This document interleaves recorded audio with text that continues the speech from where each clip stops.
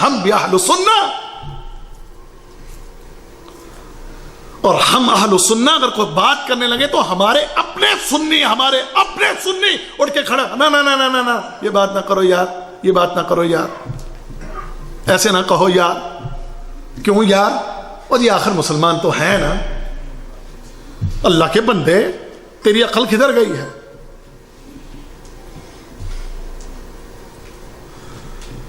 عقلوں کے جنازے نکلے ہوئے. اللہ اکبر. اور اب کوشش کیا ہو رہی ہے, سنیے. میرا ایمان یقین اس روئے زمین کے اوپر اس وقت اگر اہل سنہ اور کتاب و سنت کا عقیدہ, اصل اہل سنہ کا عقیدہ, صحابہ کا عقیدہ, کتاب و حدیث کا عقیدہ اور وہ نظام اگر کہیں قائم ہے تو وہ اس سرزمین پر ہے, اس مقدس سرزمین پر ہے. جاؤ,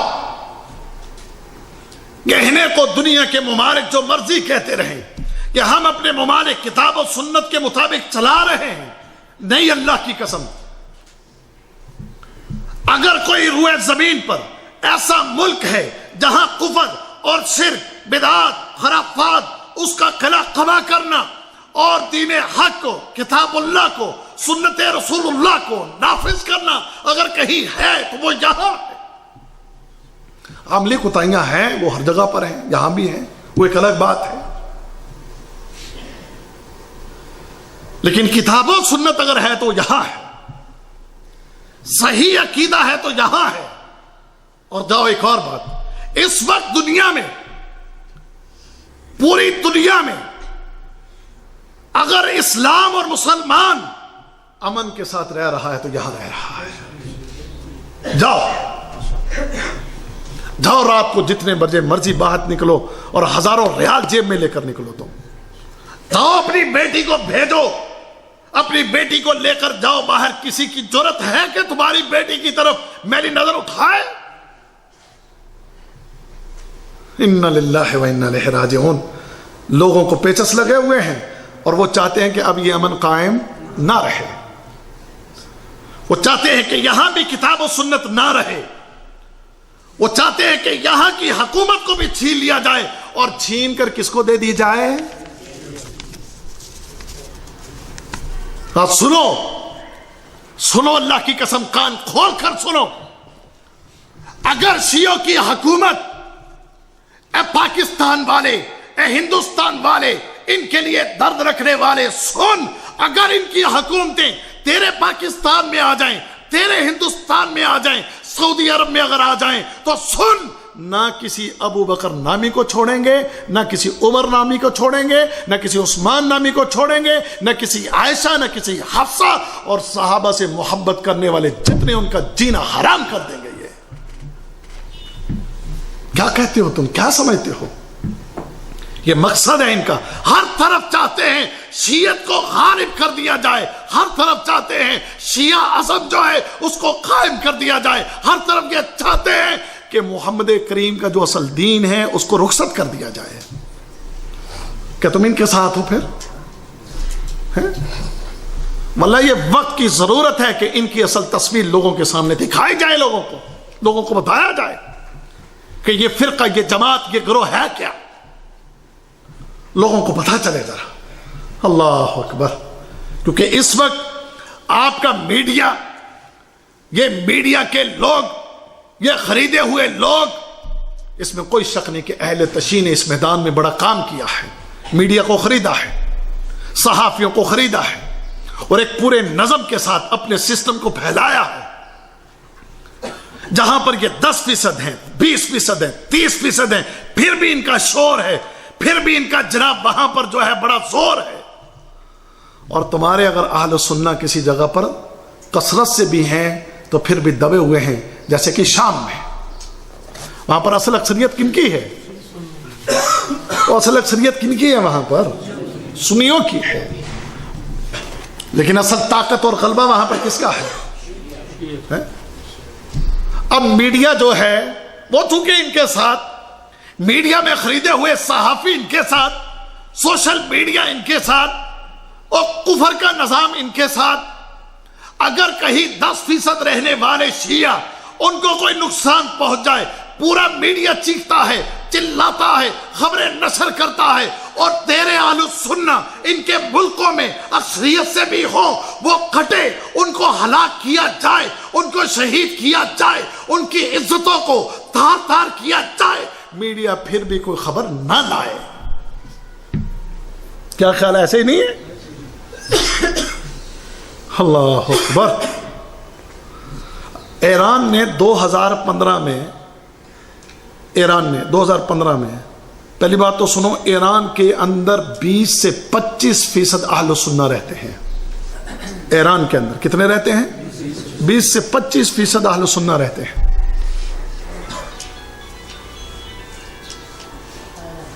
پچھلے دنوں میں سنیے, پچھلے دنوں 2015 میں 800 سنیوں کو انہوں نے پھانسی دی. 800 سنیوں کو. میڈیا بولا, کو خبریں سنی آپ نے؟ کہیں جلوس نکلے, کہیں سعودی عرب نے جلوس نکالے ہو, کہیں سعودی عرب کے اندر ایران کا سفارت خانہ جلا ہو, کہیں دنیا کے کسی ملک میں ایران کے سفارت خانے کو جلایا گیا ہو, کہیں دنیا کے کسی کونے میں اہل السنہ نے تشدد کیا ہو. کہتے جی اہل السنہ تشدد چاہتے ہیں, بتاؤ ذرا کہ اہل السنہ نے کیا تشدد کیا, اہل السنہ نے کہاں جلوس نکالا, اہل السنہ نے کہاں پر شور ڈالا, اہل السنہ نے تمہارے سفارت خانوں کو کہیں جلایا؟ لاؤ دکھاؤ, کوئی ایک رپورٹ دکھاؤ. تم نے 800 سنیوں کو ایک دن میں پھانسی دی, اور یہاں پر ایک شیعہ مولوی کو پھانسی دی. ایک شیعہ مولوی کی گردن اتاری, ایک شیعہ مولوی کے ہیں. یہ بھی جو پچھلے دنوں میں یہ 46-47 افراد کی جو گردنیں اتاری, اس میں صرف یہ شیعہ تھا کہ اہل سنہ کے لوگ بھی تھے, اپنے لوگ تھے, اہل سنہ تھے, ان کی بھی گردنیں اتاری. کیوں اتاری؟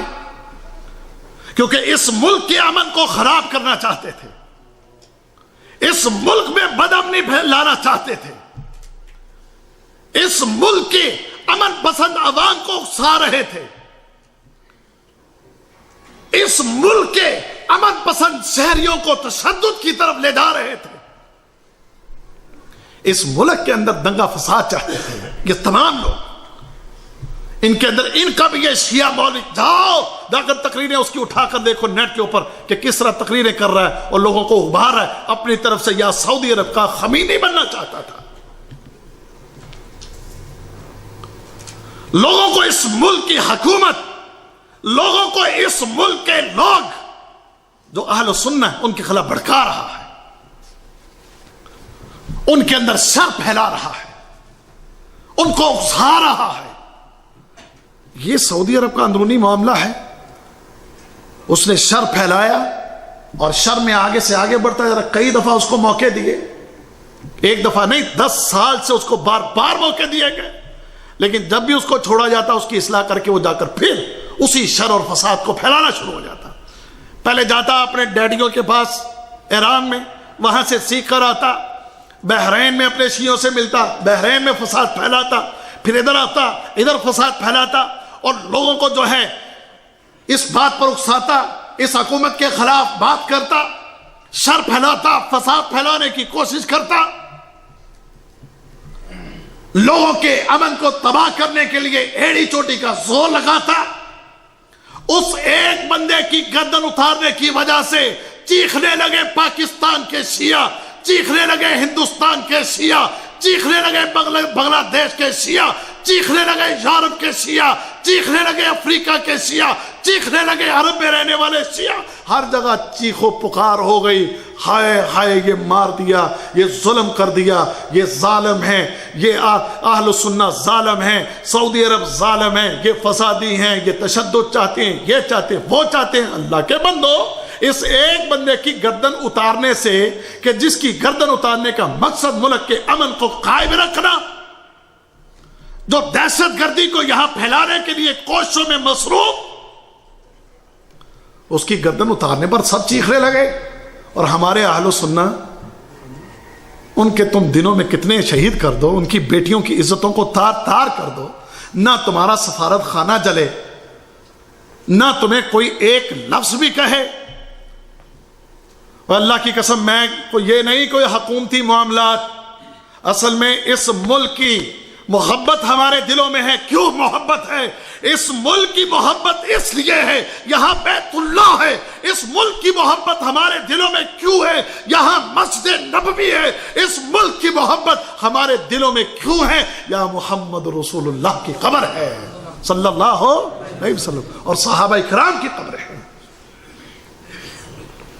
تم یہاں پر، کیونکہ شیعہ کیا چاہتا ہے کہ یہاں ہم قبضہ کر کے، اور ہے ان کا پروگرام، وہ کہتے ہیں جائے، میں آپ کو نیٹ کے اوپر دکھا دیتا ہوں، ان کے مولویوں نے انٹرنیشنل میڈیا کے اوپر آ کر کہا کہ ہمارا مقصد یہ ہے کہ ہم مکہ اور مدینہ پر بھی قبضہ کریں. ہم یہ چاہتے ہیں. اور مکہ اور مدینہ پر قبضہ کرنے کا اصل مقصد بیت اللہ کو گرانا، مسجد نبوی میں سے صحابہ کرام کی قبروں کو، ان کو اکھاڑنا، نکالنا، اور پھر کربلا کی طرف لوگوں کو لے کر جانا. سنو اللہ کے فضل سے، جب تک اس جسم میں جان ہے، جب تک آپ جیسے ساتھی، ہم جیسے طالب علم یہاں موجود ہیں، کسی کو میلی آنکھ سے بھی نہیں دیکھنے دیں گے انشاءاللہ. ہم سپاہی بن کے کھڑے ہیں اللہ کے فضل سے. ہم واللہ نہ کوئی لڑائی، نہ کوئی تشدد، نہ کوئی قتل و غارت، نہ کوئی دہشت گردی، نہ کسی کو لڑائی پر اکسانا، نہ واللہ ہے. تحفظ کرنے کا ہم حق رکھتے ہیں. تحفظ کرنے کا ہم حق رکھتے ہیں. ہم نہیں کہیں گے اپنے ساتھیوں کو کہ اٹھو اور جا کر شیعوں کو مارو، ان سے قتل و غارت کرو، نہ.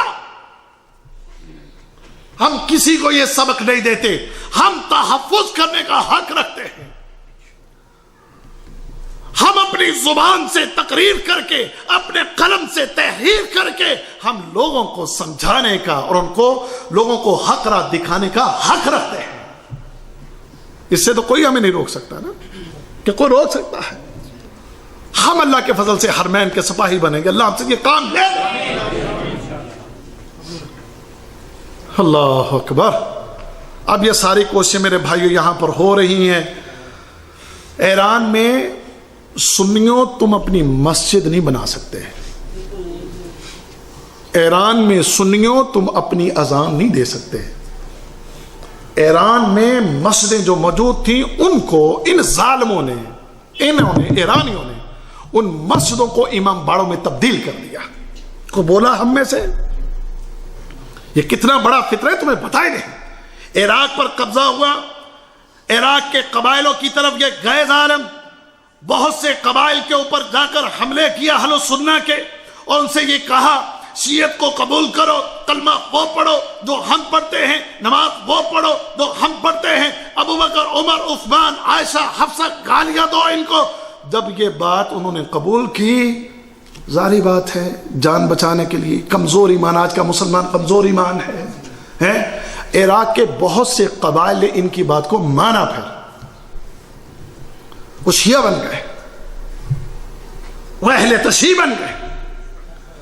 وہ مسجدیں جہاں سے آوازیں بلند ہوتی تھیں اس اللہ کی وحدانیت کی، وہ مسجدیں جہاں پر سجدے صرف ایک اللہ کے لیے ہوتے تھے، وہ مسجدیں کہ جہاں پر فرض نماز کے بعد مسنون اذکار ہوتے تھے، آج ان مسجدوں کے اندر امام باڑے بن چکے ہیں اور وہاں پر شرک ہو رہے ہیں اور صحابہ کرام کو گالیاں دی جا رہی ہیں. یہ اہل تشیع کا سیاہ اور مکروہ چہرہ.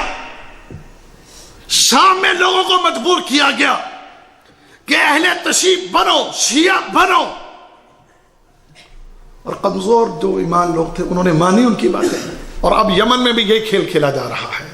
اب یمن میں بھی کہ ایک دفعہ قبضہ کر لے، قبضہ کرنے کے بعد وہاں کے اہل سنہ کو ماریں گے، بھگائیں گے، ظلم کریں گے، مسجدیں ڈھائیں گے اور ان کو بھی شیعہ بنائیں گے. یہ کوشش چل رہی ہے ان کی. تو کیا خیال ہے، آپ یہ چاہتے ہیں کہ آپ لوگوں کے ساتھ یہ ہو؟ آپ کو یہ چیزیں قبول ہیں؟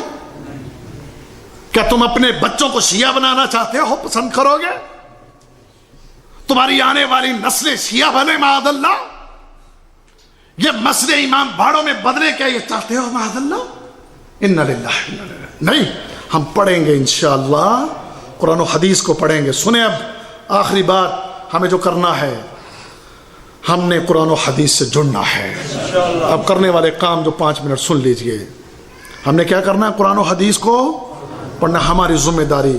اس کو جانیں، قرآن کو جانیں، حدیث کو جانیں، علم حاصل کریں اور ان علمی محفلوں سے جڑیں تاکہ ہم اپنے آپ کو ان فتنوں سے بچا سکیں۔ کیوں؟ کیونکہ علمی محفلوں مجلسوں کے ساتھ جڑنے کا فائدہ بندے کا ایمان مضبوط ہوتا ہے۔ جب ایمان مضبوط ہو تو کوئی ظالم آپ کو آپ کے ایمان سے پیچھے نہیں ہٹا سکتا۔ اپنے ایمان کی بقا کے لیے اور اس کے ساتھ ساتھ اپنے بچوں کی تعلیم و تربیت۔ شیعہ پتہ کیا کرتا ہے؟ ابھی بچہ ان کا بولنا شروع نہیں کرتا تو وہ اپنے بچے کو یہ کفریہ باتیں سکھانا شروع کر دیتے ہیں۔ ان کے بچے کے دل میں ابو بکر، عمر، عثمان، ان صحابہ کرام کی نفرت ان کے بچوں کے دلوں میں بیٹھی ہوتی ہے۔ ان کے بچے گالیاں دیتے ہیں معاذ اللہ، اور ہم نے تو گالیاں نہیں سکھانی، ہم نے تو اپنے بچوں کو اللہ کے فضل سے کیا سکھانا ہے؟ ہم نے قرآن اور حدیث سکھانا ہے۔ کیسا عجیب مذہب ہے کہ جو گالیاں سکھاتا ہے۔ اور ہمارا مذہب کیا ہے؟ ہمیں تو ہمارے نبی نے فرمایا لا تسبوا الاموات، کہ مردوں کو گالی مت دو، مردوں کو گالی مت دیا کرو۔ ابو لہب آپ جانتے ہو کافر مرا تھا، اس کی بیٹی مسلمان ہوئی، لوگوں نے ابو لہب کو گالیاں دی۔ ابو لہب کی بیٹی محمد رسول اللہ صلی اللہ علیہ وسلم کے پاس آئی، کہنے لگی اللہ کے نبی لوگ میرے باپ کو گالیاں دیتے ہیں۔ اللہ کے نبی نے فرمایا لا تسبوا الاموات، مردوں کو گالیاں مت دو، چاہے وہ ابو لہب ہے، چاہے وہ ابو جہل ہے۔